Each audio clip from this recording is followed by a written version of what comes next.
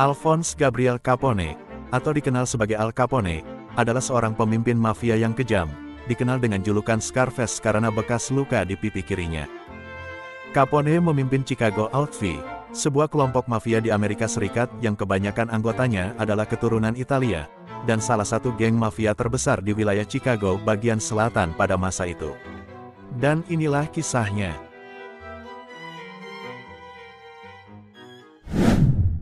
Lahir di Brooklyn, New York pada tanggal 17 Januari tahun 1899, kedua orang tua Capone adalah imigran miskin asal Italia, dan dia adalah anak keempat dari 8 bersaudara. Capone memulai perjalanan kriminalnya sebagai anggota Five Point Gang, yaitu sebuah geng yang cukup kuat di kawasan Manhattan. Di sanalah dia mendapatkan 3 luka sayatan di pipi akibat perkelahian di sebuah bar, yang kemudian menjadi ciri khasnya. Capone memiliki seorang sahabat bernama Johnny Torrio, yang membawanya pindah ke Chicago dan bergabung dengan kelompok mafia Chicago Outfit, yang dipimpin oleh seorang bos mafia bernama Big Jim Colosimo, pada tahun 1919. Ketika era Prohibition dimulai pada tahun 1920, yaitu era pelarangan produksi, peredaran, impor, dan penjualan minuman keras di seluruh Amerika Serikat, Capone justru melihat peluang besar untuk menghasilkan uang dari bisnis minuman keras ilegal. Pada saat itu, Capone dan Torrio memproduksi minuman keras tanpa sepengetahuan Colosimo, bos mereka. Sampai akhirnya, Colosimo mengetahuinya dan memerintahkan mereka untuk menghentikan dan menghancurkan semua peralatan produksi, karena Colosimo menolak terlibat di dalam bisnis tersebut. Torrio dan Capone yang kesal dengan ucapan dan penolakan Colosimo, mereka pun mengatur rencana untuk membunuh Colosimo. Pada tanggal 11 Mei tahun 1920, Torrio mengajak bertemu di sebuah restoran di West Baden Springs, Indiana, dan di sanalah Colosimo ditembak mati oleh Torrio dan Capone. Setelah kematian Colosimo, Torrio mengambil alih kepemimpinan Chicago Outfit, dan Capone menjadi tangan kanannya. Mereka memanfaatkan era Prohibition untuk memperluas bisnis mereka. Chicago Outfit menjadi sangat berpengaruh, dan terlibat dalam berbagai kegiatan ilegal, termasuk prostitusi, perjudian, pembobolan bank, pemerasan, dan juga perdagangan narkoba. Namun seiring berkembangnya bisnis mereka, muncul pesaing-pesaing dari kelompok lain, terutama Northsiders yang dipimpin oleh Dean O'Banion dan Bugs Moran, penguasa Chicago bagian utara. Untuk mengurangi pesaing, Capone mengutus 3 anak buahnya membunuh O'Banion pada tanggal 10 November tahun 1924, sehingga memicu perang antar geng yang berkepanjangan. Perang antar kedua geng mencapai puncaknya pada tanggal 24 Januari tahun 1925, ketika Capone dan Torrio disergap dan ditembaki oleh geng Northsiders. Kejadian tersebut membuat Torrio menyerahkan kepemimpinan Chicago Outfit kepada Capone, dan ia pun pergi ke Italia. Di bawah kepemimpinan Capone, Chicago Outfit tidak hanya terlibat dalam bisnis ilegal, tetapi juga menggunakan kekerasan sebagai alat untuk mempertahankan kekuasaannya. Bar yang menolak membeli minuman keras dari mereka, sering kali diledakkan, dan ratusan orang telah tewas dalam serangkaian pengeboman selama tahun 1920-an.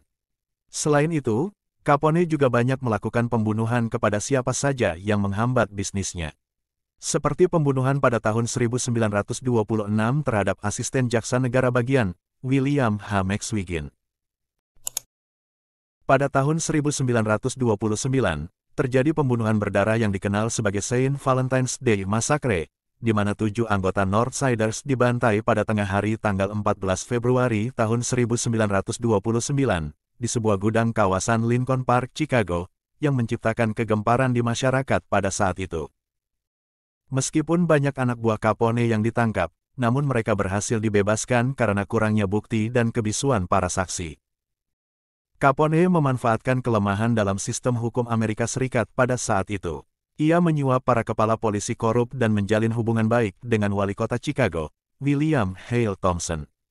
Kombinasi dari korupsi dan ketidakmampuan hukum untuk menanganinya, membuat Capone hampir tidak terjamah oleh penegak hukum. Capone juga membuka sebuah dapur umum di Chicago untuk memberi makan para pengangguran secara gratis, dan dirinya juga aktif dalam kegiatan amal untuk menutupi semua kegiatan kriminalnya.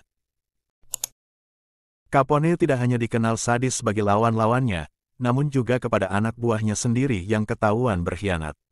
Seperti yang terjadi kepada 3 anak buahnya yang diketahui bersekongkol dengan salah satu musuh besarnya, yaitu Joe Aiello. Capone menyiksa ketiga anak buahnya dengan menghajarnya menggunakan tongkat baseball hingga tulang kepalanya remuk, kemudian menembakinya, dan membuang mayatnya begitu saja di pinggir jalan.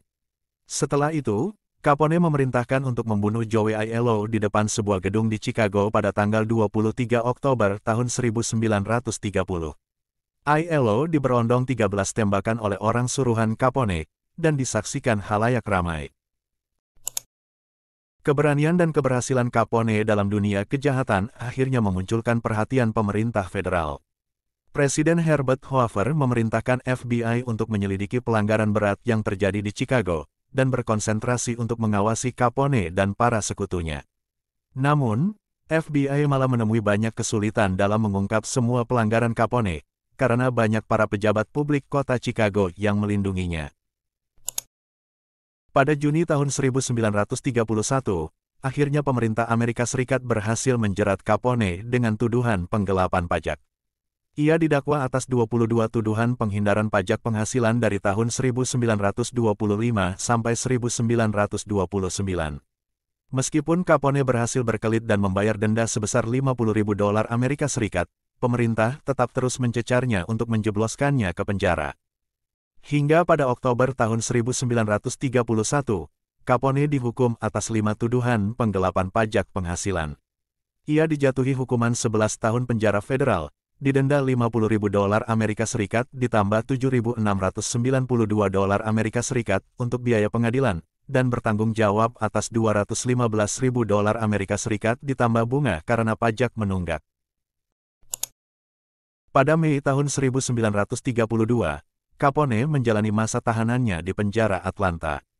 Namun, dikhawatirkan malah akan membuat masalah baru di penjara tersebut.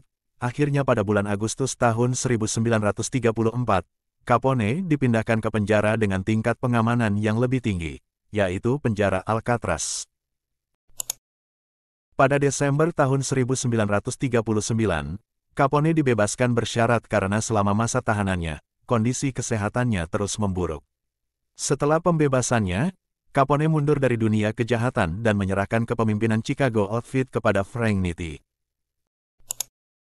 Capone menjalani sisa hidupnya di Florida, dan meninggal pada tanggal 25 Januari tahun 1947 karena komplikasi neurosifilis, bronkoneumonia, dan serangan jantung yang disebabkan oleh epilepsi.